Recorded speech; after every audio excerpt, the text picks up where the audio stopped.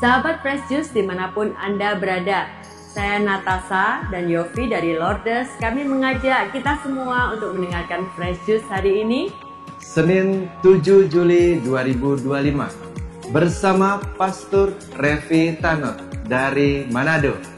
Selamat mendengarkan.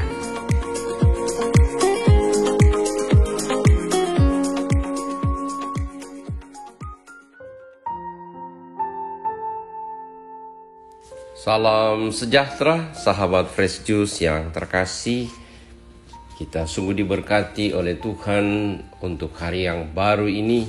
Mari kita berkati seluruh hidup dan karya kita dengan merenungkan Injil Tuhan yang diambil dari Injil Matius pasal 9 ayat 18 sampai 26. Sementara Yesus berbicara demikian kepada mereka, datanglah seorang kepala rumah ibadat, lalu menyembah dia dan berkata, "Anakku perempuan baru saja meninggal, tetapi datanglah dan letakkanlah tanganmu atasnya, maka ia akan hidup." Lalu Yesus pun bangunlah dan mengikuti orang itu bersama-sama dengan murid-muridnya. Pada waktu itu, seorang perempuan yang sudah 12 tahun lamanya menderita pendarahan, maju mendekati Yesus dari belakang dan menjamah jumbai jubahnya. Karena katanya dalam hatinya, "Asal ku jamah saja jubahnya, aku akan sembuh." Tetapi Yesus berpaling dan memandang dia serta berkata, "Teguhkanlah hatimu, hai anakku. Imanmu telah menyelamatkan engkau." Maka sejak saat itu sembuhlah perempuan itu. Ketika Yesus tiba di rumah kepala rumah ibadat itu dan melihat peniup-peniup seruling dan orang banyak ribut, berkatalah ia, "Pergilah, karena anak ini tidak mati tetapi tidur." Tetapi mereka menertawakan dia. Setelah orang banyak itu diusir, Yesus masuk dan memegang tangan anak itu. Lalu bangkitlah anak itu. Maka tersiarlah kabar tentang hal itu ke seluruh daerah itu. Demikianlah Injil Tuhan. Terpujilah Kristus. Sahabat Fresh Juice yang terkasih, Injil adalah kabar gembira untuk semua umat manusia di segala masa, di segala ruang dan waktu.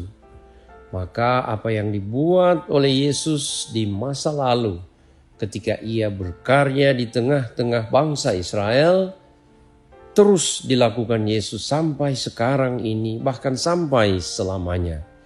Janji Yesus berlaku untuk selamanya. Bagaimana sekarang caranya supaya kita juga ikut mengalami mujizat Yesus, kasih sayangnya yang terus ia nyatakan dalam kehidupan kita? Mari kita belajar dari kisah Injil hari ini. Dalam kisah Injil hari ini ada 2 mujizat yang Yesus lakukan pada hari yang sama. Pertama, penyembuhan seorang wanita yang sudah 12 tahun menderita pendarahan. Mujizat ini sangat istimewa karena bukan Yesus yang menghendaki kesembuhan si wanita yang sakit pendarahan ini. Diceritakan dalam Injil tadi bahwa Yesus sebenarnya dalam perjalanan menuju ke rumah kepala rumah ibadat. Tetapi di tengah jalan ada seorang wanita yang menyentuh ujung jubahnya, lalu ia sembuh. Mari kita simak lebih dalam kesembuhan wanita ini. Dikisahkan penginjil Matius dan cerita ini juga ada dalam Injil Markus dan Injil Lukas, bahwa wanita ini mengalami sakit pendarahan sudah 12 tahun. Jadi sudah sangat lama. Dan bagi seorang wanita di Israel yang mengalami sakit pendarahan, itu berarti dia berada dalam keadaan najis. Dan dalam keadaan ini, wanita ini tidak dapat pergi ke rumah ibadat. Dia tidak bisa berkumpul dengan orang-orang lain karena dia najis.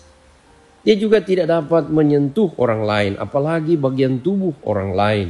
Karena orang yang disentuhnya akan juga menjadi najis. Jadi bisa kita bayangkan wanita ini menderita sakit baik secara fisik maupun secara psikis atau mental. Dalam Injil Markus diceritakan bahwa wanita ini dia telah mengeluarkan semua uangnya sampai habis dalam rangka untuk berobat. Akan tetapi dia tidak sembuh juga. Maka betapa menderita dia secara finansial dan secara fisik.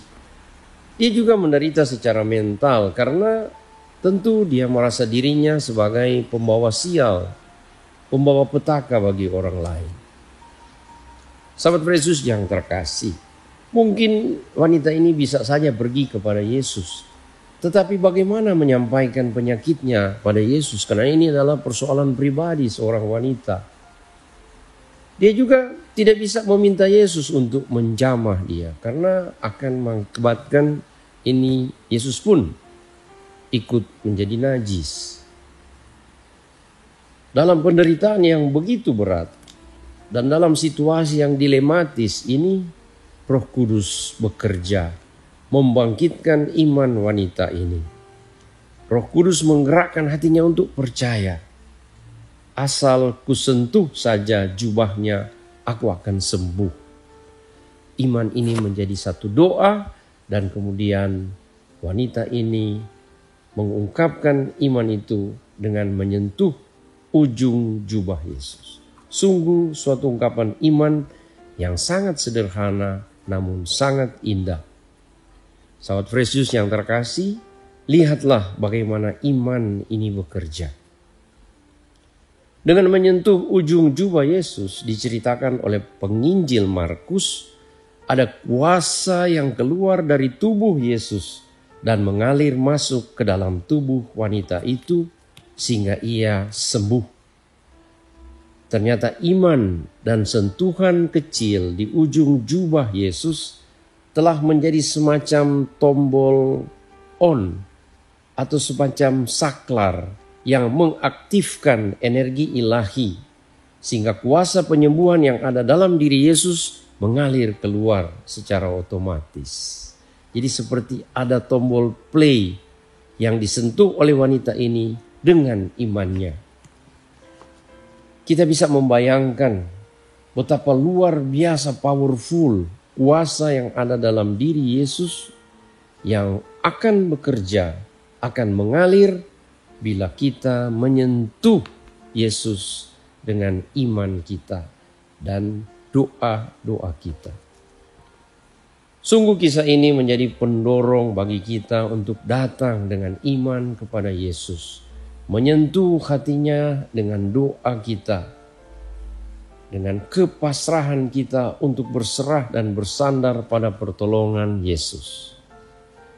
Rasakan kuasa kasih Yesus mengalir dalam diri kita, memberi kita kehangatan, kekuatan baru untuk pemulihan kesehatan kita, terutama kesehatan rohani.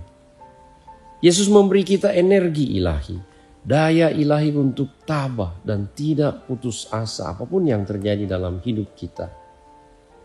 Yesus memberi kita keyakinan yang begitu kuat bahwa di dalam Yesus jalan kebenaran dan hidup kita ada jawaban atas semua persoalan hidup kita.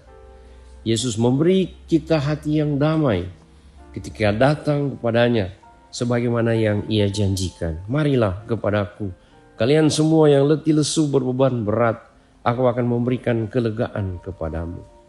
Inilah kekuatan iman yang Yesus anugerahkan kepada kita.